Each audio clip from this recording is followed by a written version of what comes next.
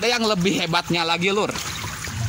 Kalau kita sudah membuat sari lumpur fermentasi, boleh kalian tambahkan dengan fermentasi. Assalamualaikum warahmatullahi wabarakatuh. Kembali lagi dengan saya di channelnya Herdi Santo, di mana tayangan ini selalu membahas pakan alami ya, termasuk cacing sutra dan juga cara-cara budidayanya. Salam merah menggoda dan salam satu media. Apa kabar dulur-dulur semua dimanapun berada? Saya berharap semoga selalu sehat walafiat dan selalu lancar rezekinya. Amin ya Allah ya robbal alamin. Oke Lur, sering sekali mempertanyakan bagaimana cara kita mengetahui cacing sutra yang memang siap dikasih makan kembali. Sebenarnya makanan cacing sutra itu harus tersedia setiap saat atau setiap harinya. Tapi yang harus kalian ketahui, ternyata teknik budidaya cacing sutra baik dengan memanfaatkan fermentasi ampas tahu maupun dengan memanfaatkan fermentasi lumpur dan juga sari lumpur fermentasi. Kita harus mengetahui kapan kita harus memberi makan kembali setelah kita ngasih makan sebelumnya. Karena dengan teknik yang kita lakukan ini, saya akan bahas dulu sedikit tentang makanan dan media cacing sutra. Kenapa saya memanfaatkan ampas tahu fermentasi, memanfaatkan lumpur fermentasi, dan memanfaatkan sari lumpur fermentasi? Semua saya fermentasi itu bertujuan agar kita bisa menekan patogen yang terbawa dari alam. Perlu diketahui, media dan makanan yang kita buat itu cukup untuk kebutuhan cacing sutra. Boleh kalian tambahkan seperti sayuran bekas, pelet sisa, atau pakan ayam sisa yang memang pakan tersebut berprotein di atas 25%. Boleh kalian tambahkan. Karena di tempat saya lagi tidak ada ampas tahu fermentasi, jadi saya memanfaatkan sari lumpur fermentasi yang terbuat dari lumpur fermentasi. Oke, ini saya akan berikan contohnya saja ya. Ini ada sari lumpur fermentasi, Lur. Tuh. Ini sangat kental sekali dan banyak mengandung lumpur yang sudah difermentasi. Berikut bahan-bahan lain seperti kotoran ayam, kotoran burung puyuh, kotoran sapi ya, dan juga pelet. Semuanya saya campur lalu saya fermentasi dan hasilnya seperti ini. Yang saya ambil hanya sari lumpurnya saja. Oke Lur. Jadi yang harus kalian ketahui dalam budidaya cacing sutra di nampan, baik tanpa lumpur maupun dengan lumpur, itu tekniknya sama percis ya. Tidak ada yang berbeda, hanya saja perbedaannya itu dari segi pandangan. Oke Lur. Kapan kita harus memberi makan cacing sutra atau bagaimana sih cara kita mengetahui agar cacing sutra ini bisa kita tambahkan lagi makanannya?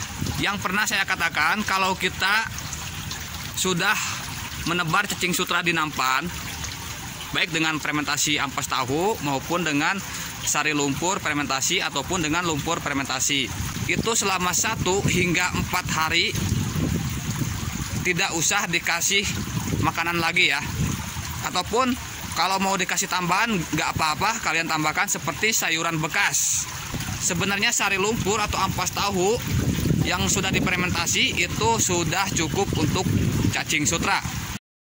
Dan langkah selanjutnya yang harus kalian ketahui, setelah 4-5 hari kita tebar bibit cacing sutra dengan media yang kita gunakan. Itu boleh kita tambahkan media dan makanannya. Lumpur fermentasi, ampas tahu fermentasi itu tujuannya sebagai habitat dan juga sumber makanannya. Oke Lur, jadi pemberiannya itu tidak setiap hari ya, tidak setiap hari. Kalau di hari pertama sampai berumur biasanya 3 minggu Lur.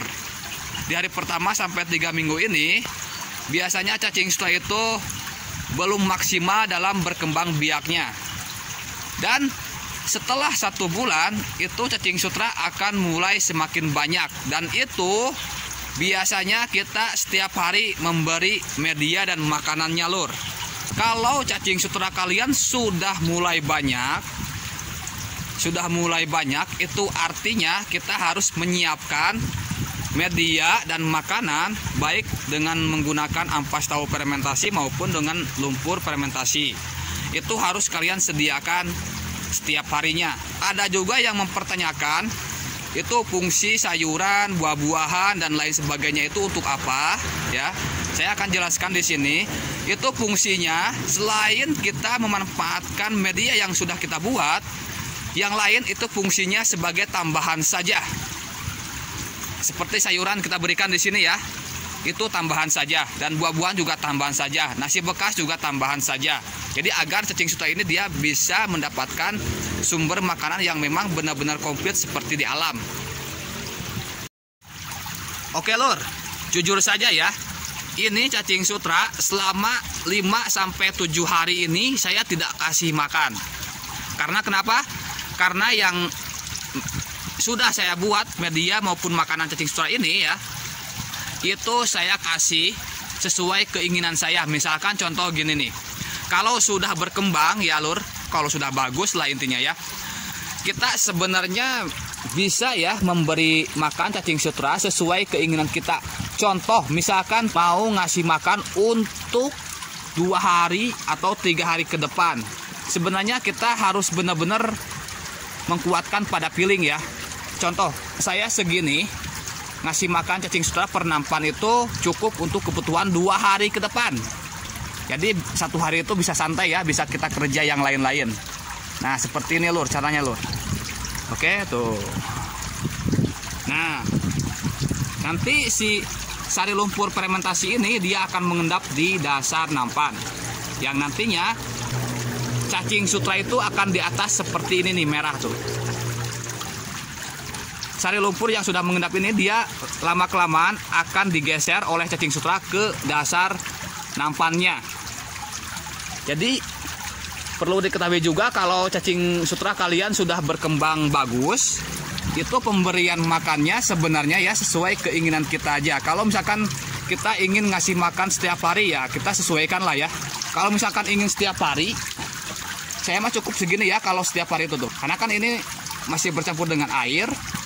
Jadi kalau memang benar-benar sari lumpurnya itu mungkin hanya setengah genggam tangan ini nih.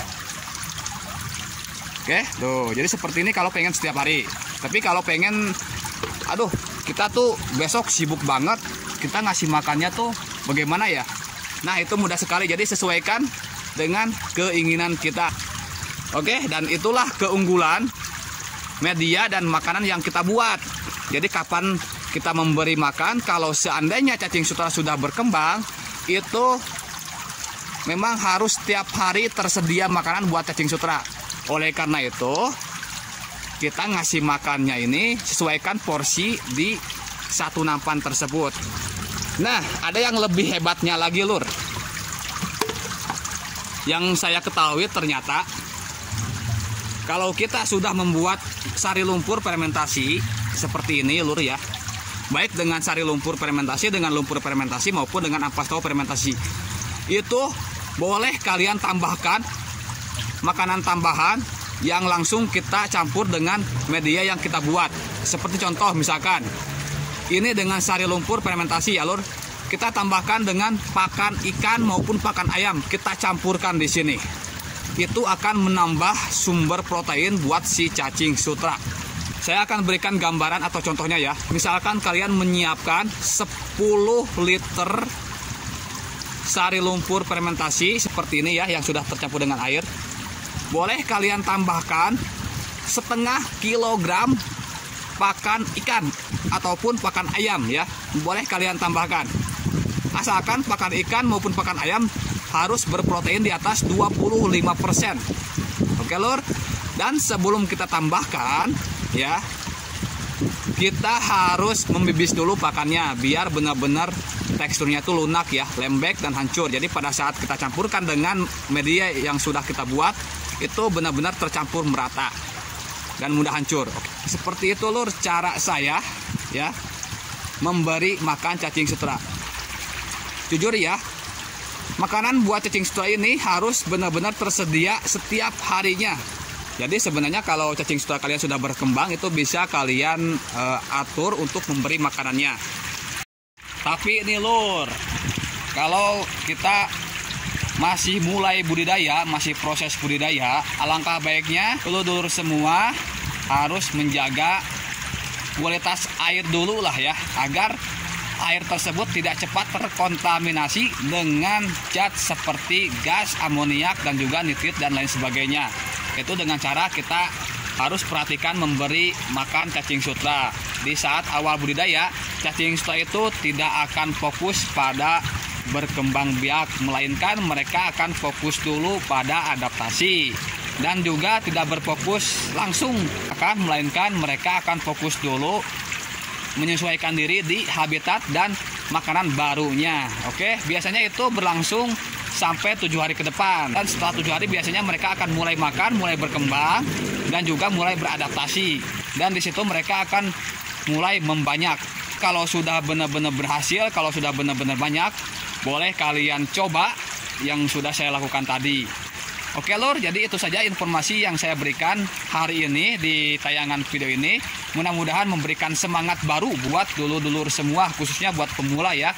Dan salam sukses dari saya, salam merah menggoda, salam satu media. Wassalamualaikum warahmatullahi wabarakatuh. Pokoknya semakin mantap.